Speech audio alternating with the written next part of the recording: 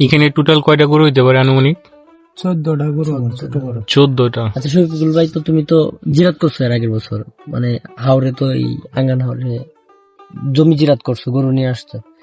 ব্যাপার হয়েছে কি যে আসলে দানে লাভ বেশি না গরুতে লাভটা বেশি? গরুতে লাভটা বেশি। তো গরুতে যদি লাভ বেশি হয় সেক্ষেত্রে আসলে এই এক একটা গরু যে সময় থেকে আনে এর থেকে তোমার দেখা গেছে যে নেওয়ার সময় বা জিরাত শেষ করার সময় কত হাজার টাকা ধরে লাভ করতে পারে একটা কৃষকের? এই একটা গরুর মধ্যে অন্তত পক্ষে 20,000 30,000 কম, যদি কম বাজে তাহলে 20-30,000 টাকা বাজে, এরকম হয়। লাভ 50,000 টাকা লাভও হয়। যে পরিমাণ আমরা গরু আনি কিনে আনার পরে 50,000 টাকা লাভ যদি বেশি হয় বা 30,000 টাকা লাভ বেশি হলে এন থেকে গরু পাইকাররা কিনে নিয়ে যায়, কিন থেকে নিয়ে যাবে। এন থেকে নিয়ে যাবো, বা এন বাড়িতে থেকে নেওয়া আমার যাবে। বুঝে হয়েছে না, আমি বাড়িতে নিয়েও বেচতে পারবো।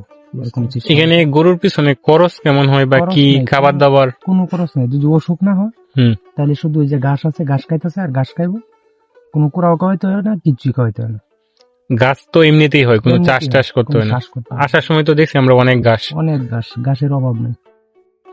সারাদিন সুডা খাইতেছে, খাওয়ার পরে ঘরে এনে রাত্রে খালি থাকবো।